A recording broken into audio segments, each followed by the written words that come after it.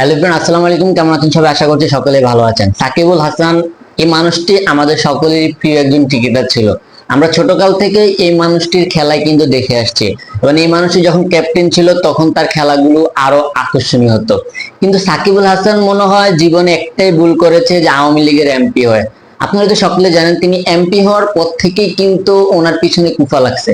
মানে এই যে দেখেন, বিভিন্ন যে ব্যবসাগুলো দিচ্ছে এগুলো লোকসান হচ্ছে, একটা ব্যবসা দিলে আরেকটা ব্যবসা বন্ধ হয়ে যাচ্ছে, ওনার স্ত্রীকে নিয়ে কথা উঠছে, এবং ওনার সাথে লোটাস কামালের মেয়ে নাফিসা কামালের একটা এফআইআর চলতেছে, এটা নিয়ে অনেক ভিডিও, অনেক ছবি ইতিমধ্যে কিন্তু সোশ্যাল মিডিয়াতে ভাইরাল হয়েছে। কিন্তু সর্বশেষ একটা কথায়, তিনি আওয়ামী লীগের এমপি হওয়ার পর থেকে কিন্তু মানুষ তাকে ঘৃণা করা শুরু করছে। কারণ আওয়ামী লীগের নেতাকর্মী এবং আওয়ামী লীগের পদ যারা পেয়েছে তাদের ভবিষ্যৎ কেমন হয়েছে এটা আপনারা সকলে জানেন। ঠিক এমনই কিন্তু সাকিবুল হাসানের হয়েছে।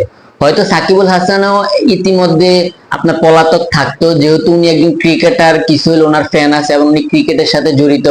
এজন্য এখন পর্যন্ত উনি বাংলাদেশে এবং ক্রিকেট টিমের সাথে আছে। কিন্তু মানুষ ওনাকে নিয়ে যেসব কথাবার্তা বলছে এবং মানুষ ওনাকে যতটা ঘৃণা করতেছে, উনি এটা নিজেও বুঝতে পারতেছে। এবং উনি যখন এমপি হয়েছিল তখনই কিন্তু মানুষ ওনার ফেসবুক পোস্ট, ওনার ছবিতে ইত্যাদিতে এমন ভাবে কমেন্ট করতো, তখনই উনি বুঝতে পেরেছেন যে উনি আসলে জনগণের ভালোবাসার অযোগ্য হয়ে গেছেন। মানুষ আগে যেভাবে ওনাকে ভালোবাসতো এখন আর ওইভাবে ভালোবাসে না।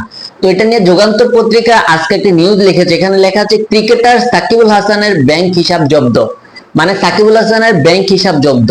তিনি এমপি হয়েছেন কিন্তু অল্প কয়েকদিন আগে, অল্প কয়েকদিন উনি হয়তো কিছু টাকা কামাইছেন, কিন্তু এর আগেও কিন্তু ওনার ক্রিকেট খেলার মাধ্যমেও কিন্তু অনেক কোটি কোটি টাকা তিনি কামাইছেন। উনি স্বর্ণের ব্যবসা দিয়েছেন, বিভিন্ন রেস্টুরেন্ট, হোটেল ইত্যাদি ইত্যাদি ব্যবসা দিয়েছেন। কিন্তু অবশেষে উনি যেহেতু একজন আওয়ামী লীগের নেতা ছিলেন এবং আওয়ামী লীগের এমপি ছিলেন, সেই জন্য তার ব্যাংকের হিসাব জব্দ করেছে, এমনটা কিন্তু নিউজ করেছে যুগান্তর পত্রিকা। এখানে আরো লেখা আছে পুঁজিবাজারে কারসাজি ও আর্থিক অনিয়ম খতিয়ে দেখতে ক্রিকেটার তারকা সাকিবুল হাসান ও তার ব্যবসা প্রতিষ্ঠানের ব্যাংক হিসাবের যাবতীয় তথ্য তলব করেছে বাংলাদেশ ফাইন্যান্সিয়াল ইন্টেলিজেন্স ইউনিট। এ বিষয়ে সংশ্লিষ্ট ব্যাংকগুলোকে চিঠি দেওয়া হয়েছে। মানে তিনি আগে কিন্তু পুঁজিবাজারে ছিলেন এবং কি আর্থিক অনিয়ম, মানে আপনার বিভিন্ন আর্থিকভাবে অনিয়ম করেছেন, এজন্য বাংলাদেশ ব্যাংক এবং বিভিন্ন ব্যাংকে তার ব্যবসা বাণিজ্যের হিসাব যাতে নেয় এজন্য তারা তলব করেছেন। মঙ্গলবার 30শে সেপ্টেম্বর থেকে সাকিবুল হাসান ছাড়াও তার স্ত্রী উম্মে রোমান আহমেদ, আবুল খায়ের হিরণ, বাবা আবুল কালাম মাতবর, হিরণ ভাই মোহাম্মদ বাশার, বোন কণিকা আফরোজ ও ব্যবসায়ী মোহাম্মদ নাজমুল বাশার খানের ব্যক্তিগত ও ব্যবসা প্রতিষ্ঠানের ব্যাংক হিসাব তথ্য চেয়ে ব্যাংকগুলোকে চিঠি দিয়েছে বিএফআইইউ। মানে শুধুমাত্র সাকিবুল হাসান নয়, তার পরিবারে তার স্ত্রী, তার শ্বশুর, তার বোন এবং আত্মীয় স্বজন যাদেরকে বাংলাদেশের মানুষ ভালোভাবে চিনত, তাদের ব্যাংক হিসাবগুলো কিন্তু ইতিমধ্যে জব্দ করার জন্য চিঠি দিয়েছে। প্যারামাউন্ট ইন্স্যুরেন্সের শেয়ার লেনদেনের কারসাজি করে সিকিউরিটিজ আইন ভঙ্গ করে পুঁজিবাজার নিয়ন্ত্রণ সংস্থা Bangladesh securities and exchange commission গত 24 সেপ্টেম্বর সাকিবুল হাসানের 50 লাখ টাকা জরিমানা করে।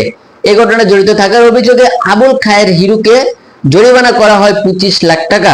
শেয়ার কারসাজির অভিযোগে হিরুন ব্যাংক হিসাব গত 20 আগস্ট থেকে জব্দ রয়েছে।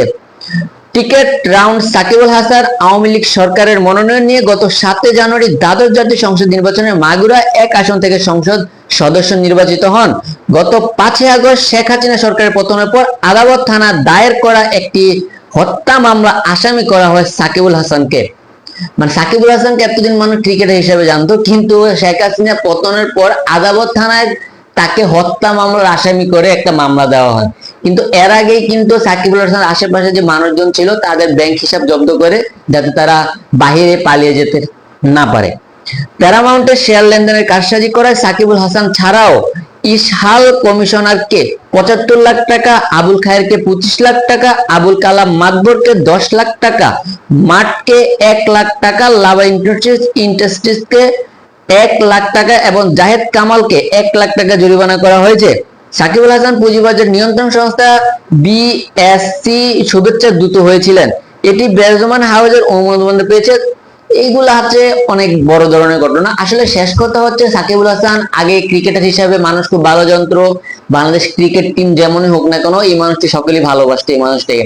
কিন্তু উনি শেষ পর্যায়ে এসে আওয়ামী লীগের সাথে মিশে আওয়ামী লীগের মনোনয়ন নিয়ে মাগুরা 1 আসনের সংসদ সদস্য হয়, কিন্তু এরই পরে কিন্তু ওনার প্রতি মানুষের ঘৃণা সৃষ্টি হতে থাকে। তো আজকের ভিডিওটি এ পর্যন্ত। যদি ভিডিওটি ভালো লেগে থাকে চ্যানেলটি সাবস্ক্রাইব করে রাখবেন, পাশে থাকবে বেল বাটন অন করে দিবেন। ধন্যবাদ সবাইকে।